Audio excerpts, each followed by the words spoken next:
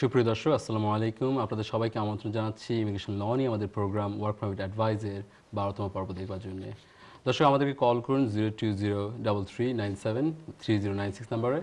আমাদের আজকের টপিক হবে দর্শক 6 নভেম্বরে ইমিগ্রেশন রুলসে যেসব পরিবর্তন এসেছে, পার্টিকুলারলি টিয়ার 2 ক্যাটাগরিতে যেসব পরিবর্তন এসেছে তার উপর। দর্শক, আমাদের সাথে আছেন ইমিগ্রেশন অ্যাডভাইজার হিসেবে যথারীতি আপনাদের অতি প্রিয় জনাব লুৎফুর রহমান।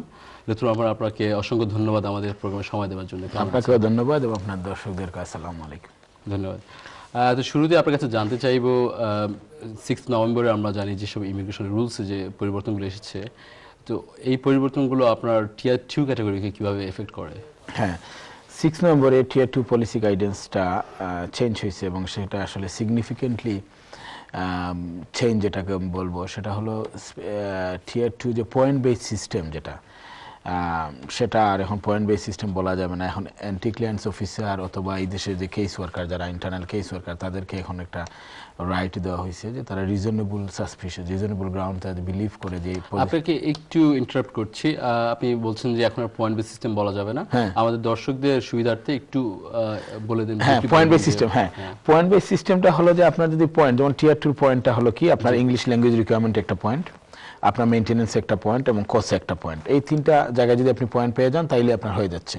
আপনি কসে স্টেটওয়ে আপনি 30 পাচ্ছেন, মেইনটেনেন্সে আপনি 20 পাচ্ছেন, রিকোয়ারমেন্টে 20 পাচ্ছেন। এই 70 পয়েন্ট হয়ে গেলে আপনার কস্টটা হয়ে যাচ্ছে। এখন মিনিমাম রিকোয়ারমেন্ট এটা, আপনার আবার স্যালারির উপরে পয়েন্ট আছে, বাট আপনার যে বেসিক 20,500 স্যালারিটা হয়ে যায় সেটা একটা পয়েন্ট, আপনি স্যালারিতে মিস করছেন স্যালারি থ্রেশহোল্ডটা। আর ল্যাঙ্গুয়েজ যেটা আপনি যেমন টিয়ার 2 তে ল্যাঙ্গুয়েজ হলো B1 লেভেল ইংলিশ, সেটা একটা মিট করে ফেলতেছেন। আর কস্টটা যদি একজন এমপ্লয়ার তার লাইসেন্স থাকে, সে কস্ট ইস্যু করলে আপনার হয়ে যাচ্ছে। এখন অ্যাজ লং এজ আপনার পয়েন্ট মিট করে, হোম অফিসের কেস ওয়ার্কারদের সেখানে কিছু করার নেই, কারণ ওনাদের আসলে কোনো ডিসক্রিপশন কিছুই নেই। পয়েন্ট বেস সিস্টেম করতে হলো যে আগে লাইসেন্স পয়েন্টগুলো অ্যাচিভ করলেই হয়ে যাচ্ছে এখন যেটা। এবং এটা এই টিয়ার 2 আগে কিন্তু ছিল আগে ওয়ার্ক পারমিট, এটার নাম ছিল ওয়ার্ক পারমিট, যেমন আমাদের প্রোগ্রামটার নাম ছিল ওয়ার্ক পারমিট, এটা টিয়ার 2 আগে ছিল। এখন তো ওয়ার্ক পারমিটের নামটা হলো টিয়ার 2। তখন যে ওয়ার্ক পারমিটে ছিল, তখন ছিল কিন্তু অ্যান্টি ক্লিয়ারেন্স অফিসারের অথবা এই দেশের হোম অফিসের অনেক অনেক পাওয়ার, অনেক ওরা ইভেন আপনি রেফারেন্স চাইতো, সেই রেফারেন্স ওরা চেক করতো, ভেরিফিকেশন করতো, অনেক কিছু করে তারা রিফিউজ করে ফেলতো যে আমরা এটা বিলিভ করি না, এটা ওনার জেনুইন ভ্যাকেন্সি, অথবা বিলিভ করি না যে ওর রাইট স্কিল আছে এই জবের জন্য, এটা বলে ওরা রিফিউজ করতে পারতো। পয়েন্ট বেস যখন ইন্ট্রোডিউস হলো 2008-এ, তখন পয়েন্ট বেস সিস্টেম করার অর্থ হলো যে ওরা মোর পাওয়ার দিয়ে দিল এমপ্লয়ারকে এবং বললো যে আমরা যেহেতু লাইসেন্স দেওয়ার সময় আমরা চেক করবো, রিগোরাস চেক করবো যে তুমি আসলে ইমিগ্রেশন থ্রেট কি না, এমপ্লয়ারকে দায়িত্ব। সেহেতু এমপ্লয়াররা যদি অ্যাজ লং এজ কস ইস্যু করে, এমপ্লয়ার যদি অ্যাজ লং এজ হ্যাপি হয় তার রেফারেন্স নিয়ে, এক্সপিরিয়েন্স নিয়ে, তাহলে সেক্ষেত্রে তারা কসের উপর একটা পয়েন্ট দিয়ে দিচ্ছে। সেক্ষেত্রে বলা যায় যে বার্ডেনটা ছিল এমপ্লয়ের উপরে না, এবং এমপ্লয়াররা ভ্যালিড কস দেওয়া মাত্রই পয়েন্টটা পেয়ে যাচ্ছে।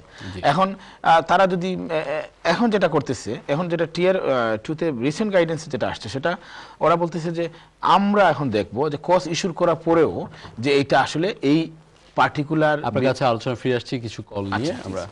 হ্যালো দর্শক, আসসালামু আলাইকুম, কে আছেন লাইনে? হ্যালো হ্যালো দর্শক, আসসালামু আলাইকুম, কে আছেন লাইনে? সম্ভবত কলটা কেটে গেছে, আমরা ফিরে আসছি আলোচনা। আচ্ছা, তো আপনি আমাদেরকে বলছিলেন যে কিভাবে এফেক্টেড হচ্ছে। হ্যাঁ, এফেক্টেড হচ্ছে কি, এখন ওরা বলতেছে যে এখন তারা কস আপনি ইস্যু করার পরেও আপনাকে জেনুইন ভ্যাকেন্সি কিনা এবং এই ভ্যাকেন্সিটা এই কারণেই ক্রিয়েট করা হয়েছে কিনা, এইগুলা এই 2-3টা জিনিস তারা দেখবে। যেমন একটা এক্সাম্পল, একটা restaurant for example, say SOC code business development manager দিল বা সেলস অ্যান্ড মার্কেটিং ম্যানেজার দিল 3545-এ। এখন কিন্তু হোম অফিসের ইন্টারনাল কেস ওয়ার্কার, তার পাওয়ার আছে, সে বলতে পারে এই রেস্টুরেন্টে আদৌ কি এই পজিশনটা প্রয়োজন কিনা। তারা আবার এক্সাম্পল দিয়েছে জেনুইন ভ্যাকেন্সি বলতে কি বুঝে। যেমন একটা ফ্রাইড চিকেন শপে, সেখানে স্টাফ 3 জন, জীবনেও এই ফ্রাইড চিকেনের ইতিহাসে কোনো মার্কেটিং ম্যানেজার ছিল না। এখন আপনি একটা পজিশন ক্রিয়েট করে বলেন যে আপনি ওইখানে মার্কেটিং ম্যানেজার নেবেন, ওরা সেটাকে বলবে এটা জেনুইন ভ্যাকেন্সি না, এবং এই সেটা বলে ওরা রিফিউজ করতে পারে, এতটুকু পাওয়ার ওদেরকে দেওয়া হয়েছে। তার মানে এখন কস পয়েন্ট বেস সিস্টেম, যেটা আমি বললাম, যখন পয়েন্ট বেসকে আর পয়েন্ট বেস বলা যাবে না, এখন আপনি কিন্তু একটা কস ইস্যু করার পরেও কিন্তু স্টিল পাওয়ারটা রয়ে গেছে অ্যান্টি ক্লিয়ারেন্স অফিসারের। এখানে নিশ্চয়তা নেই যে আপনার ভিসাটা অ্যালাউ না, এবং এটা কিন্তু আগে ছিল না, এবং এইটা নতুন। এখনো কিন্তু 6 নভেম্বর তো, আজকে নভেম্বরে 24, এখন পর্যন্ত আমার কাছে আসে নাই কোনো একটা ওয়ার্ক পারমিট রিফিউজড হয়ে, বাট এইটা তারা ক্লিয়ারলি এই গাইডেন্সে লিখছে যে এটা তারা ইউজ করবে, মানে আপনার জেনুইন ভ্যাকেন্সিটা। এটা তো আপনি জানেন টিয়ার 4 এর বেলা হচ্ছে। টিয়ার 4 এ কিন্তু পয়েন্ট বেস এক্স্যাক্টলি টিয়ার 2 এর মতো point base system, English language requirement আছে। আমাদের বেশ কিছু দর্শক লাইনে আছেন, আমরা কলগুলো নিয়ে ফিরে আসছি। হ্যালো দর্শক, আসসালামু আলাইকুম, কে বলছেন? হ্যালো, আসসালামু আলাইকুম। আসসালামু আলাইকুম। জি, আপনি স্ত্রীতে কথা বলছেন, বলুন। ভাই আমি একটা কোশ্চেন ছিল আমার। আমি মানে 2 মাস আগে একটা অফ লাইসেন্স কিনছি। 2 মাস আগে? সরি, আপনার কথা বুঝতে পারিনি, আবার একটু বলুন। মানে আমি 2 মাস আগে একটা অফ লাইসেন্স নিয়েছি লিসের জন্য। আচ্ছা আচ্ছা। তো আমি এই অফ লাইসেন্সের মাধ্যমে কি কারোকে স্পন্সর করতে পারবো এই দেশ থেকে অথবা দেশের বাইরে কারো, মানে ট্রাই টু পান ভিসা দিয়ে? আচ্ছা আচ্ছা, জি হ্যাঁ ভাই, ধন্যবাদ আপনার কোশ্চেনের জন্য। আমরা এক্স্যাক্টলি এই ধরনের সিচুয়েশনটা নিয়েই আজকে আমাদের মানে এই যে চেঞ্জটা আপনাকে এফেক্ট করতে পারে, বিকজ তারা এখন যে হারে যাচ্ছে এবং যে গাইডেন্সে যে চেঞ্জটা আসছে সেই চেঞ্জটাতেই বলা হচ্ছে যে আপনার জেনুইন ভ্যাকেন্সি এটাতে লাগবে কি লাগবে না সেটা ওরা দেখবে। এখন আপনার যদি অফ লাইসেন্সে মনে করেন 3 জন স্টাফ এবং তারা অফ লাইসেন্স হিস্ট্রিতে দেখে যে এখানে সেলস এন্ড মার্কেটিং ম্যানেজার বলেন একটা মানে লেভেল 6 এর কোনো পজিশন আপনার এই অফ লাইসেন্সের প্রয়োজন নাই, আপনার এই অফ লাইসেন্সটা রান করতে গিয়ে লেভেল 4 অথবা লেভেল 3 স্টাফ দিয়ে সম্ভব, যেমন একজন শিফট ম্যানেজার দিয়ে সম্ভব। এটা অফ লাইসেন্সের নেচারটা হলো শিফট ম্যানেজার দিয়ে সম্ভব এবং এটা লেভেল 4, আর লেভেল 3 দিয়েও সম্ভব, যেমন একজন কাস্টমার সার্ভিস অ্যাসিস্ট্যান্ট, এইভাবে সম্ভব। তো এক্ষেত্রে ওরা আপনার লাইসেন্সটা রিফিউজ, আগে ছিল অ্যাজ লং এজ আপনার ফার্স্ট দেখতে হচ্ছে জেনুইনলি আপনার বিজনেস আছে কি না ইন দ্য ইউকে। আপনি তো এখন সেটা মিট করতে পারতেছেন, business presence in the UK, there is no doubt about, যেহেতু আপনি বলছেন অফ লাইসেন্স আছে, অবশ্যই আপনি ডকুমেন্টের মাধ্যমে সেটা পারবেন। বাট এখন আপনার এই সিচুয়েশনে আপনার এটা মানে difficult to get it, because আপনাকে তাই বলে এটা বলে নাই যে এনি বিজনেস করতে পারবে না, এখন বলে নাই যে না শুধু এই বিজনেস করবে, আপনাকে প্রমাণ করতে হবে যে আপনার এই অফ লাইসেন্সে একটা জেনুইন পজিশন দরকার এবং সেটা আপনি মার্কেট টেস্টের মাধ্যমে করতে পারেন। আপনি মার্কেট টেস্ট করলেন, তারপরেও লুক পাইলেন না, অথবা আপনার কোনো এক্সিস্টিং স্টাফ আছে যে আপনার ওই ম্যানেজার পজিশনে কাজ করতেছে, তাকে রিক্রুট করবেন। এইভাবে যদি আপনি ওদেরকে বুঝাইতে পারেন তাইলে আপনার সেক্ষেত্রে হতে আছে। বাট এখন harder to get it because আপনার এই জেনুইন ভ্যাকেন্সি রুলটা আসার পর থেকে। আমি একই সাথে অ্যাড করা যায় যে উনি কাউকে স্পন্সরশিপ দেওয়ার পর ওনার যদি সাপোজ স্পন্সরশিপ লাইসেন্স অ্যাপ্রুভড হয় এবং তারপর যদি উনি কাউকে কস ইস্যু করেন, তারপর কিন্তু হোম অফিসার ওই এমপ্লয়ির ভিসা রিফিউজ করতে পারে না। ওই হ্যাঁ, যে নতুন চেঞ্জের কারণে হ্যাঁ, মনে করুন এখন দুইটা হার্ডল, একটা হলো উনি লাইসেন্স পাওয়ার জন্য একটা হার্ডল, সেটাতেও ওনার জেনুইন ভ্যাকেন্সি টেস্ট প্রমাণ করতে হবে, কারণ ওই সময় ওরা জিজ্ঞেস করে যে আপনার কস্ট কয়টা প্রয়োজন, কি প্রয়োজন, কেন প্রয়োজন, এগুলা। তো তখন যদি বলবে যে আমরা মনে করি না আপনার অফ লাইসেন্সে একজন মার্কেটিং ম্যানেজার দরকার, হ্যাঁ, বলে আপনাকে লাইসেন্সটাই দিল না। ফর এক্সাম্পল আপনি লাইসেন্সটা পাইলেন, লাইসেন্স পাওয়ার পরে আপনি জাজ কস ইস্যু করলেন, সেক্ষেত্রে কোসের বেলাও তারা সেম আর্গুমেন্ট দিতে পারে যে আমরা মনে করি এই পজিশনে এটা দরকার নেই। তার মানে দেয়ার আর মানে টু সাইডে, বোথ সাইডে ওরা জেনুইন ভ্যাকেন্সি ওয়ার্ডটা ইউজ করে আপনাকে রিফিউজ করে দেয়। টিয়ার 2 লাইসেন্স অ্যাপ্লিকেশনের জেনুইন ভ্যাকেন্সি ওয়ার্ডটা আরো ডেঞ্জার কি, সেটা হলো আপনাকে রিফিউজ করে কিন্তু বলবেন নো রাইট অফ অ্যাপিল। এখন তো আপনার পয়েন্ট সিস্টেমের উপর থেকে আপিল রাইট চলে গেছে। হ্যাঁ, আর লাইসেন্সের ক্ষেত্রে তো আগেও ছিল না। লাইসেন্স আপনার মনে করেন অ্যাকসেপ্ট এবং গ্রান্ট, এমপ্লয়ারকে রাইট অফ অ্যাপিল নেই। তো এখানে আপনাকে বলবো we don't believe there is genuine vacancy exist এর বলে আপনাকে রিফিউজ করে দিল এবং বললো এখানে কোনো রাইট অফ অ্যাপিল নেই।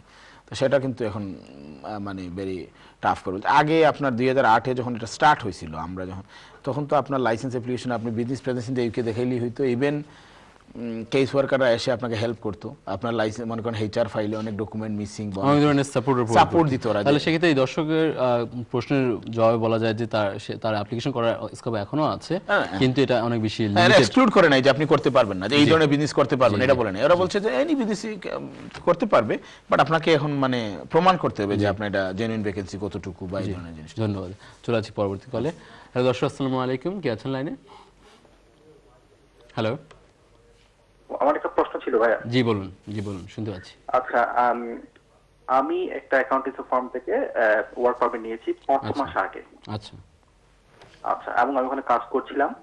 তো গত 2 সপ্তাহ আগে ওখানে হোম অফিস থেকে সারপ্রাইজ ভিজিটে আসে ওরা, এবং আসার পর ওরা সমস্ত কাগজপত্র চেক করার পর আমার সমস্ত কাগজপত্র ঠিক পেলেও ওরা একটা জিনিস পায়নি, সেটা হচ্ছে আমরা রেগুলার অ্যাটেন্ডেন্স মেইনটেইন করিনি।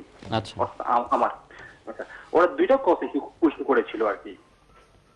আরেকটা কস ইস্যু করেছিল, আরেকজনকে যে কস ইস্যু করেছিল তার পাসপোর্ট এবং তার কাগজপত্র ফাইলে পাইনি। আচ্ছা, পাইনি এই কারণে তার কস ইস্যু হয়েছে মাসখানেক আগে।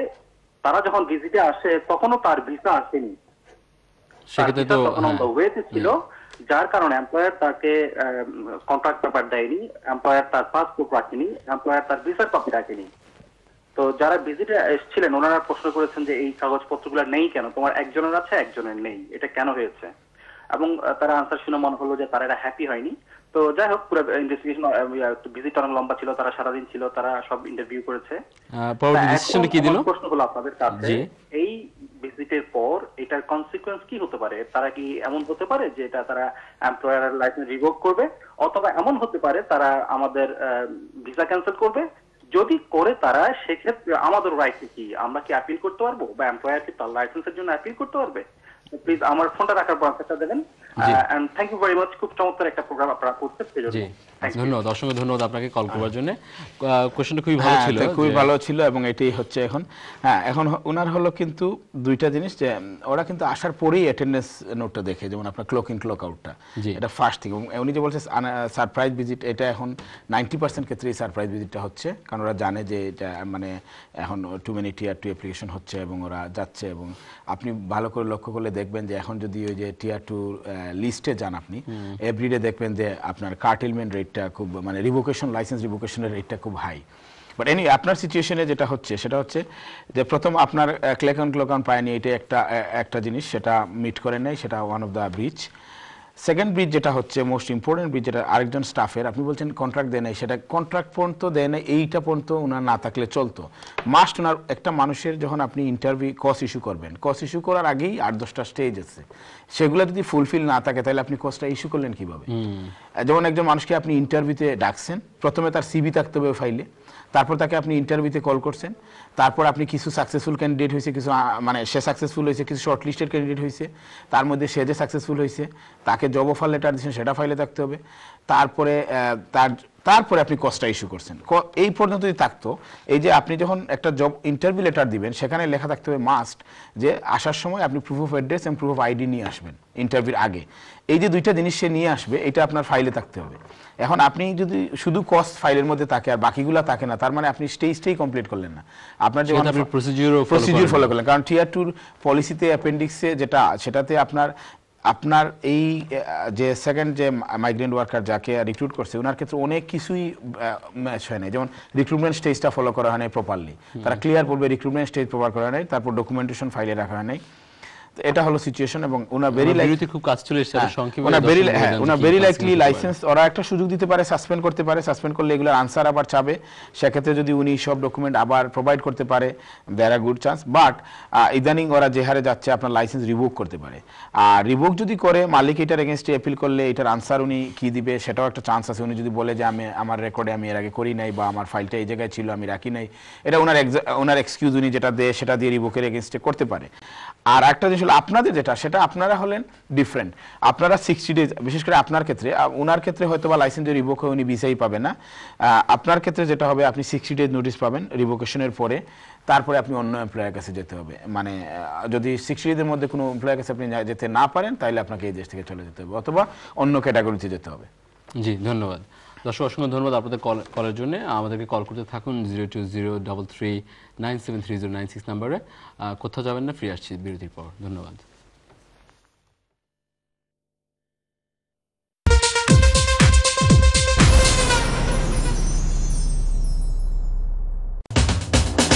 আপনারা দেখছেন ইউকের ওয়ার্ক পারমিট নিয়ে পরামর্শমূলক অনুষ্ঠান ওয়ার্ক পারমিট।